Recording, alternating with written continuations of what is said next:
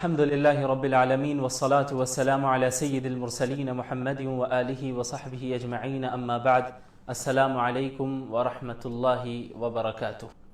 پارہ نمبر 25 کی ابتدا ہوتی ہے الیہ یرد علم الساعہ۔ مشرکین و کفار اللہ کے رسول صلی اللہ علیہ وسلم کا مستقل انکار کیا کرتے تھے، اور آپ صلی اللہ علیہ وسلم جب انہیں قیامت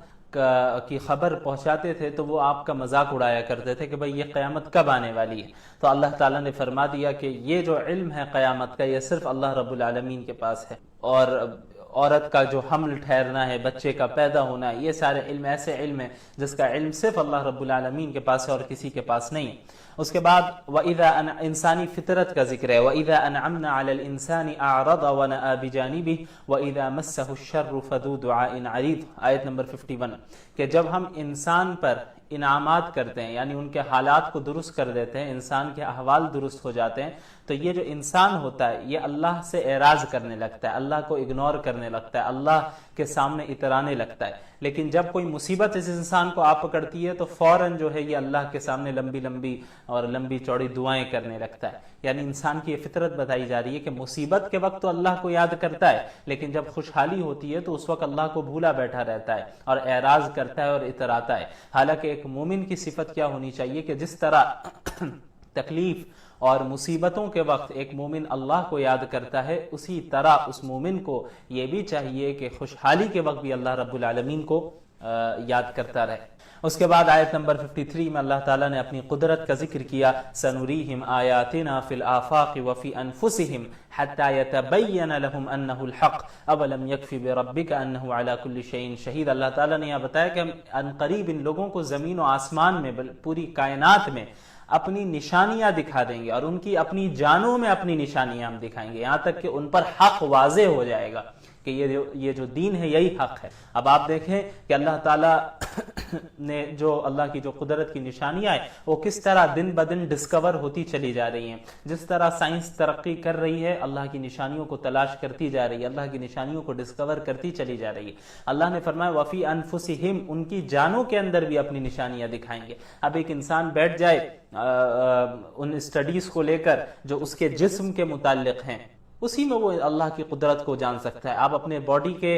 ایک باڈی پارٹ کو لے لیں، ایک جز کو لے لیں، ایک عضو کو لے لیں، آپ اس کے فنکشنز کو دیکھ لیں کہ کس طرح وہ آپ کا باڈی پارٹ ورک کرتا ہے، وہ عضو، آپ کو اندازہ ہوگا کہ بھئی اللہ رب العالمین کتنا زبردست قدرت والا ہے۔ جو اللہ کے تعالیٰ نے فرمایا کہ ہم عنقریب زمین و آسمان میں، پوری کائنات میں اور ان کی جانوں کے اندر بھی اپنی نشانیاں دکھائیں گے انہیں۔ اس کے بعد سورۃ الشورى کی ابتدا ہوتی ہے۔ شورا اس سورت میں چونکہ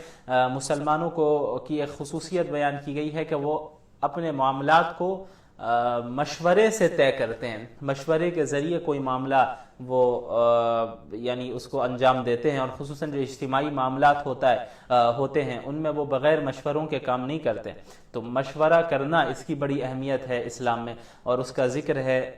مسلمانوں کی خصوصیت کے طور پر، اس وجہ سے اس سورت کو سورۃ الشورى کہا جاتا ہے۔ آیت نمبر 5 میں ذکر ہے تکاد السماوات یتفطرن من فوقہن، کہ ایسا لگتا ہے کہ آسمان پھٹ پڑے فرشتوں کی وجہ سے، یعنی آسمان میں اللہ کی عبادت کرنے والے، اللہ کی تسبیح بیان کرنے والے فرشتے اتنی زیادہ تعداد میں ہیں، اتنی بڑی تعداد میں ہیں کہ ایسا لگتا ہے کہ آسمان فرشتوں کے بوجھ سے پھٹ پڑے گا۔ اس کے بعد آیت نمبر 23 میں اللہ کے نبی صلی اللہ علیہ وسلم کو کہا گیا کہ آپ کہیں قُلْ لَا أَسْأَلُكُمْ عَلَيْهِ أَجْرًا إِلَّا الْمَوَدَّةَ فِي الْقُرْبَى، دیکھو میں تم سے کوئی اجرت نہیں مانگ رہا، میں تم سے اس دین کی دعوت میں کوئی پیسے نہیں مانگ رہا، لیکن کم از کم تم میری رشتہ داری کا تو لحاظ رکھو۔ یعنی ایک حق تو یہ تھا آپ صلی اللہ علیہ وسلم کا ان مشرکین پر کہ وہ سچے نبی ہیں، ان کو ایکسیپٹ کریں، انہیں رکاوٹ نہ دیں ان کی دعوت میں، انہیں تکلیف نہ پہنچائیں، سازشیں نہ کریں۔ لیکن اگر سچا رسول نہیں مان رہے وہ، تو کم از کم رشتہ داری کی بنیاد پہ تو آپ کو تکلیف نہیں پہنچانی چاہیے تھی انہیں۔ آپ صلی اللہ علیہ وسلم انہی کے خاندان میں سے، ان کے رشتہ دار ہیں، تو کم از کم رشتہ داری کا تو یہ تقاضا تھا کہ آپ کو تکلیف نہ پہنچائی جائے، آپ کے خلاف سازشیں نہ کی جائے۔ اس کے بعد اللہ تعالیٰ نے جو آخرت میں اجر کے مستحقین ہوں گے ان کا ذکر کیا اور ان کی صفات بیان کی. وَمَا عِندَ اللَّهِ خَيْرٌ وَأَبْقَىٰ لِلَّذِينَ آمَنُوا وَعَلَىٰ رَبِّهِمْ يَتَوَكَّلُونَ کہ جو اللہ تعالیٰ کے پاس ہے وہ بہتر ہے اور باقی رہنے والا ہے ان لوگوں کے لیے جو ایمان لے آئے، جن کے عقائد درست ہیں. وَعَلَىٰ رَبِّهِمْ يَتَوَكَّلُونَ اور جو یہ وہ ہیں جو اپنے رب پر بھروسہ کرتے ہیں اور گناہ کبیرہ سے یہ بچتے ہیں، اور جب بھی کبھی وہ غصہ ہوتے ہیں ایسے لوگ تو معاف کر دیتے ہیں، اللہ تعالیٰ کی بات مانتے ہیں، نماز کی پابندی کرتے ہیں، اپنے معاملات کو باہمی مشورے سے جو ہے طے کرتے ہیں، اور اللہ تعالیٰ نے فرمایا کہ جو ہم نے انہیں دیا ہے ان میں سے وہ خرچ کرتے ہیں ہمارے راستے میں، اور جب ان پر ظلم ہوتا ہے تو ظلم کا بدلہ بھی لیتے ہیں، لیکن بدلہ لینے میں بھی انصاف کے ساتھ کام کرتے ہیں، ایسا نہیں کہ حق سے تجاوز کر جاتے ہیں. تو اس کے بعد اللہ تعالیٰ نے آیت نمبر 49 میں اپنی صفت خلق کا ذکر کیا. للہ ملک السماوات والارض کے زمین و آسمان کی بادشاہت اللہ کی ہے. یخلق ما یشاء اللہ جسے چاہتا ہے اسے پیدا کرتا ہے. یہب لمن یشاء اناثا ویہب لمن یشاء ذکور اللہ جسے چاہتا ہے اسے بیٹیاں عطا کرتا ہے، جسے چاہتا ہے اسے بیٹے عطا کرتا ہے، جسے چاہتا ہے انہیں دونوں عطا کرتا ہے، جسے چاہتا ہے اسے کچھ نہیں عطا کرتا. یعنی یہ پورا اختیار اللہ کے ہاتھ میں، کسی انسان کے ہاتھ میں بھی نہیں ہے، کسی مخلوق کے ہاتھ میں نہیں ہے کہ بھئی کسی پیر بابا کے پاس آپ چلے جائیں اور جو ہے ان سے کہہ دیں کہ بھئی اب بیٹا پیدا ہو جائے یا بیٹی پیدا ہو جائے، یہ کسی کے اختیار میں نہیں، اللہ کے اختیار. اللہ جسے چاہتا ہے اسے بیٹی عطا کرتا ہے، جسے چاہتا ہے اسے بیٹے عطا کرتا ہے. تو صفت خلق میں کوئی شریک نہیں ہے اللہ کے ساتھ. اللہ جسے چاہے جیسا چاہے ویسا پیدا کرتا ہے. اللہ مالک ہے، اللہ خالق ہے، یہ اللہ کے اختیار میں. اس کے بعد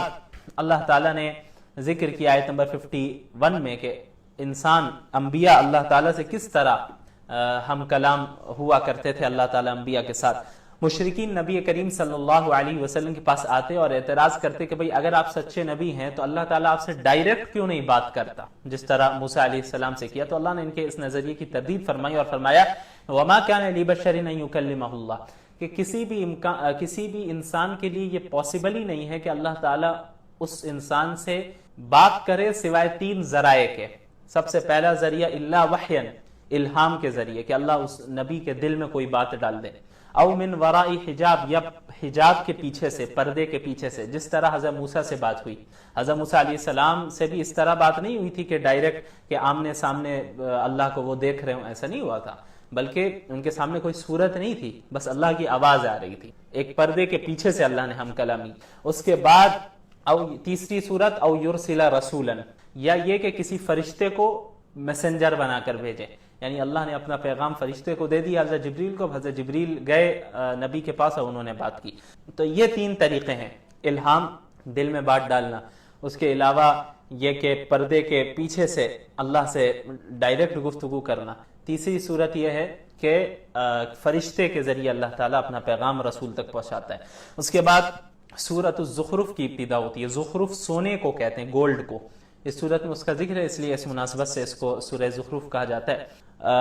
اس صورت میں مشرکین مکہ کے مختلف اعتراضات کے جوابات دیے گئے ہیں، ان کی تردید کی گئی ہے. اس کے علاوہ حضرت ابراہیم، حضرت موسیٰ، حضرت عیسیٰ علیہم الصلاۃ والسلام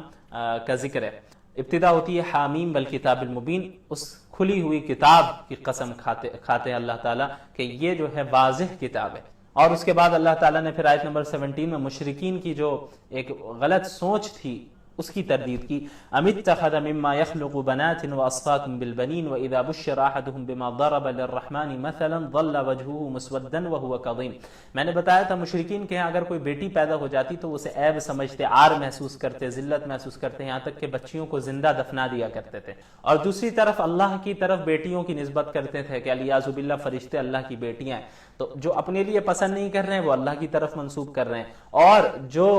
بیٹیوں کے ساتھ انہوں نے معاملات کیے کہ بیٹی کو وہ حقیر سمجھتے، بیٹی پیدا ہونے کو وہ زحمت سمجھتے اور پھر جو ہے ذلت سمجھتے اور اسے زندہ دفنا دیتے. تو اللہ نے فرمایا کہ یہ کتنی بری سوچ ہے ان کی اور کتنا غلط فیصلہ یہ لوگ کر رہے ہیں. اس کے بعد مشرکین کے ایک اور دعوے کی تردید ہوتی ہے مشرکین سے جب یہ کہا جاتا تھا کہ بھئی آؤ ہدایت کی طرف آؤ، صحیح دین کی طرف آؤ، تو وہ کہتے تھے کہ بھئی ہم تو اس چیز کو فالو کر رہے ہیں جو ہمارے آبا و اجداد کیا کرتے تھے، ہمارے اینسسٹرز جو کیا کرتے تھے، ہم اسی کو فالو کریں گے، اسی پر چلیں گے اور اسی راستے پہ رہیں گے۔ تو اللہ تعالیٰ نے ان کی یہاں تردید فرمائی، اور اپنی نسبت چونکہ وہ حضرت ابراہیم کی طرف بڑے فخر سے کیا کرتے تھے، تو اللہ نے حضرت ابراہیم کا ذکر کیا، وَإِذْ قَالَ إِبْرَاهِيمُ لِأَبِيهِ وَقَوْمِهِ إِنَّنِي بَرَاءٌ مِّمَّا تَعْبُدُونَ، کہ بھائی ایک تو قطعی عقائد میں آبا و اجداد کی تقلید کرنا ہی جائز نہیں ہے، اس میں تقلید ہی نہیں ہوتی قطعی عقائد میں، لیکن اگر پھر بھی تم آبا و اجداد ہی کی طرف اپنے آپ کو منسوب کرنا ہے، ان کے ہی کام کو کرنا ہے، تو حضرت ابراہیم کا کام کرو نا، وہ تم اپنے آپ کو ان کی طرف منسوب کرتے ہو۔ حضرت ابراہیم تو وہ تھے جنہوں نے اپنے والد سے اور اپنی پوری قوم سے کہہ دیا تھا کہ آپ لوگ جن بتوں کی عبادت کر رہے ہیں میں ان سے بری ہوں، میں اس عمل سے بری ہوں، میں شرک سے بری ہوں، میں موحد ہوں، توحید کا قائل ہوں۔ تو حضرت ابراہیم جس دعوت کو لے کر اٹھے تھے، تم سب بھی اسی دعوت کو ایکسیپٹ کرو۔ اگر تمہیں اتنا ہی اپنے آپ کو آبا و اجداد کی طرف منسوب کرنا ہے تو حضرت ابراہیم کی طرف منسوب کرو اور ان کا عمل کرو۔ اس کے بعد آیت 31 میں مشرکین کی ایک اور غلط سوچ اور غلط نظریے کی تردید ہے، وَقَالُوا لَوْلَا نُزِّلَ هَذَا الْقُرْآنُ عَلَى رَجُلٍ مِّنَ الْقَرْيَتَيْنِ عَظِيمٍ۔ مشرکین یہ بھی کہتے تھے کہ اگر قرآن اللہ ہی کی طرف سے نازل ہوا ہے تو ایسا کیوں نہیں ہوا کہ مکہ یا طائف، یہ دو بڑے شہر مانے جاتے تھے، تو مکہ اور طائف کے کسی بڑے آدمی پر یہ قرآن نازل ہوتا، محمد پر کیوں نازل ہو گیا صلی اللہ علیہ وسلم، کسی بڑے آدمی پر نازل ہوتا۔ بڑے آدمی سے مراد یہ تھی ان کی کہ پیسے والا، دولت والا شخص جو زیادہ مالدار ہوتا، ایسے شخص پر یہ قرآن کیوں نہیں نازل ہوا، مکہ کے کسی بڑے رئیس آدمی پر یا طائف کے کسی بڑے رئیس آدمی پر؟ تو اللہ نے فرمایا کہ اہم یقسمون رحمت ربک، آپ کے رب کی رحمت کو وہ تقسیم کریں گے۔ یہ نبوت اللہ کی رحمت ہے کہ اللہ جسے چاہے اسے دیتا ہے، یہ دولت کی بنیاد پر نبوت نہیں ملتی، شہرت کی بنیاد پر نبوت نہیں ملتی۔ یہ بتائیں گے کہ نبوت کس کو ملنی چاہیے تھی اور کس کو نہیں ملنی چاہیے تھی، یہ اللہ جانتا ہے کہ نبوت کا مستحق کون ہے اور کون نہیں۔ اس کے بعد آیت 36 میں اللہ نے اللہ کے ذکر چھوڑنے کا جو نقصان ہے اس کو بیان کیا، وَمَن يَعْشُ عَن ذِكْرِ الرَّحْمَنِ نُقَيِّضْ لَهُ شَيْطَانٌ فَهُوَ لَهُ قَرِينٌ، جو شخص ضد کی وجہ سے اللہ کے ذکر کو چھوڑا رہے گا، ہم اس پر شیطان کو مسلط کر دیں گے اور پھر وہ اس کا دوست بن جائے گا۔ شیطان پھر اسے خیر کے کام کرنے نہیں دے گا، وہ اسے شر کی طرف لیتا چلا جائے گا۔ اس لیے انسان کو چاہیے کہ اپنے آپ کو اللہ کو یاد کرنے، اللہ کے احکامات پر عمل کرنے کا پابند بنائے۔ اس کے بعد حضرت موسیٰ علیہ السلام کا ذکر شروع ہوتا ہے آیت نمبر 46 سے، وَلَقَدْ أَرْسَلْنَا مُوسَىٰ بِآيَاتِنَا إِلَىٰ فِرْعَوْنَ وَمَلَئِهِ فَقَالَ إِنِّي رَسُولُ رَبِّ الْعَالَمِينَ۔ حضرت موسیٰ علیہ السلام کو اللہ تعالیٰ نے معجزات دے کر، نشانیاں دے کر فرعون اور اس کی قوم کے پاس بھیجا، اور پھر ان کے واقعے کو بھی بیان کیا گیا کہ کس طرح انہوں نے جھٹلایا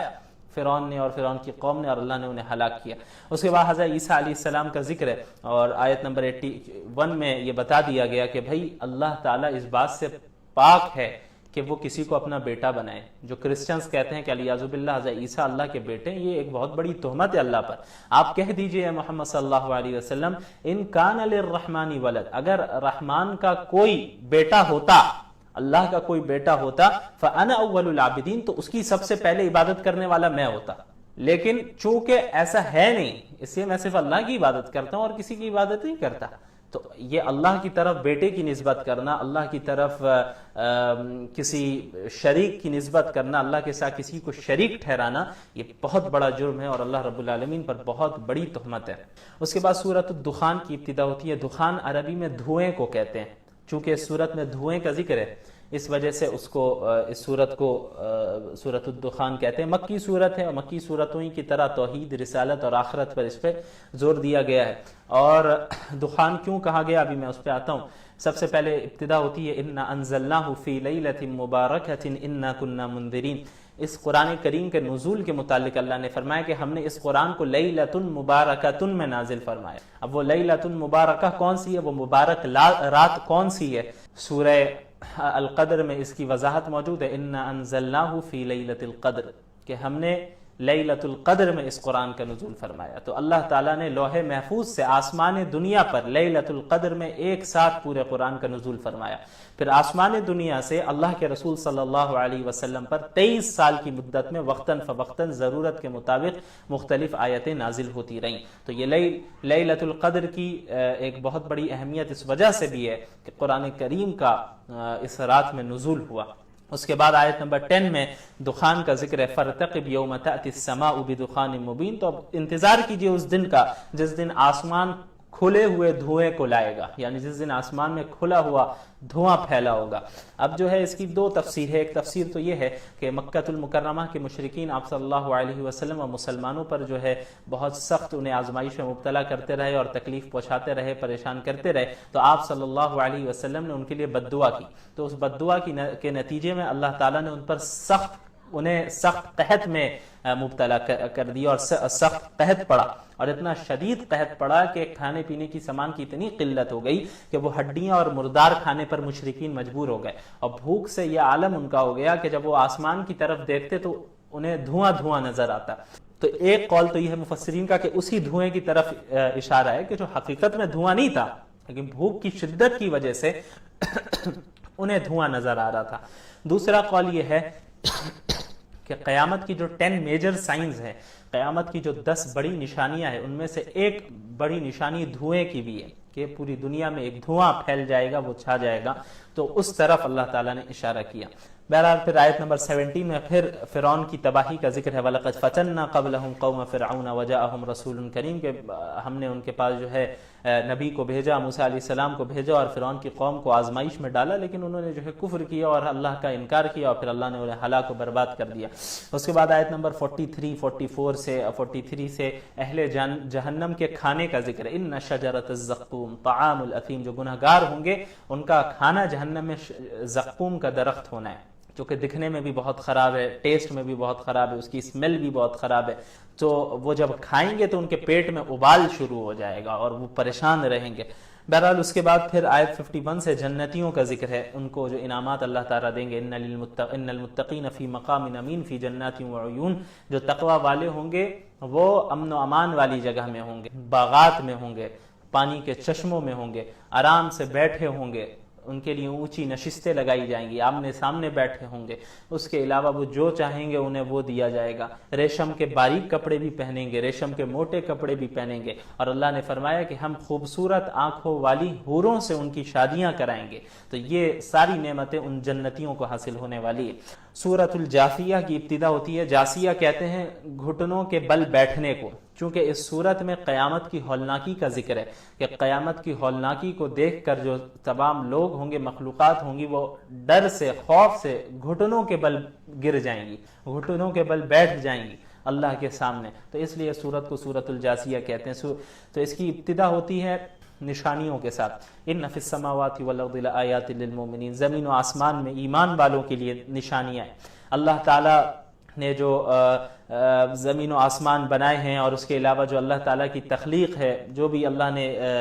دن اور رات کے آنے جانے کا نظام بنایا ہے، جو آسمان سے اللہ نے رزق کو اتارا ہے، ان ساری چیزوں میں یقین رکھنے والوں کے لیے، عقل مندوں کے لیے، ایمان والوں کے لیے نشانیاں ہیں۔ اس کے بعد اللہ تعالیٰ نے آیت نمبر 18 سے پہلے بنی اسرائیل کا ذکر کیا کہ اللہ نے انہیں نبوت، کتاب اور مختلف چیزوں سے نوازا، لیکن پھر بھی وہ حسد اور بغض میں پڑے اور ایک دوسرے کی مخالفت کی، اللہ کے دین کو بدل ڈالا۔ اس کے بعد آیت 18 میں اللہ نے فرمایا ثم جعلناک علی شریعۃ من الامر فاتبعها، کہ اے محمد صلی اللہ علیہ وسلم پھر ہم نے آپ کو بھی اس دین کی ایک شریعت پر رکھا ہے، لہٰذا آپ اسی شریعت کی اتباع کیجئے، وَلَا تَتَّبِعْ أَهْوَاءَ الَّذِينَ لَا يَعْلَمُونَ، اور ان لوگوں کے ڈیزائرز اور ان کی خواہشات کو ہرگز فالو نہ کیجئے جن کے پاس علم نہیں ہے۔ لہٰذا ہمیں معلوم ہوا کہ آپ صلی اللہ علیہ وسلم کو بھی حکم ہے، اور ان کے واسطے سے پوری امت کو یہ حکم ہے کہ ہمیں شریعت کا پابند رہنا ہے، شریعت میں جن چیزوں کو کرنے کا حکم ہے ہمیں انہیں کرتے رہنا ہے، اور جن چیزوں کو نہیں کرنے کا حکم ان سے ہمیں بچتے رہنا ہے، چاہے کوئی بھی آ جائے۔ اب آپ دیکھیں ہمارے یہاں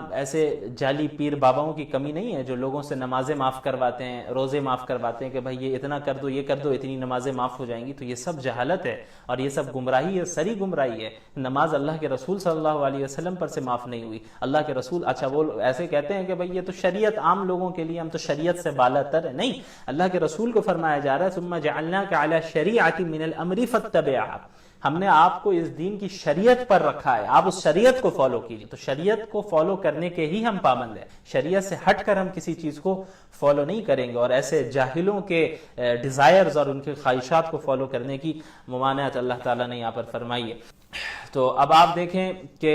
یہ بھی یاد رکھیں جو پوری شریعت ہے، آپ سمجھے دین کے دو حصے ہیں بنیادی طور پر، ایک ہے عقائد اور دوسرا حصہ ہے مسائل۔ تو عقائد تو ہمیشہ سے برابر رہے ہیں، حضرت آدم سے لے کے اللہ کے رسول صلی اللہ علیہ وسلم پر سارے توحید کے قائل، اور جو بھی عقیدہ، ایسا نہیں کہ کسی نبی کا کچھ اور عقیدہ ہو، بعد والے نبی کا کوئی اور عقیدہ ہو، ایسا نہیں، عقائد میں تمام انبیاء برابر ہیں، لیکن دین کا جو بنیادی طور پر جو اس کا دوسرا حصہ ہے، جو مسائل ہیں، یہ مختلف انبیاء کی شریعتوں میں مختلف مسائل رہے. ممکن ہے ایک مسئلہ جو پچھلے نبی کی شریعت میں رہا وہ مسئلہ ہماری شریعت میں نہ ہو، اور ممکن ہے کہ وہی ہو. تو مسائل، حالات اور لوگوں کے اعتبار سے اللہ تعالیٰ نے اس میں تبدیلیاں لائی. پھر آخری نبی جب محمد صلی اللہ علیہ وسلم کی بعثت ہو گئی تو اب یہ جو مسائل اور آ چکے ہیں یہ فائنل مسائل ہیں، یعنی اب پچھلی شریعت فرمائیں. جزاکم اللہ خیرا وآخر دعوانا الحمد للہ رب العالمین والسلام علیکم ورحمۃ اللہ وبرکاتہ.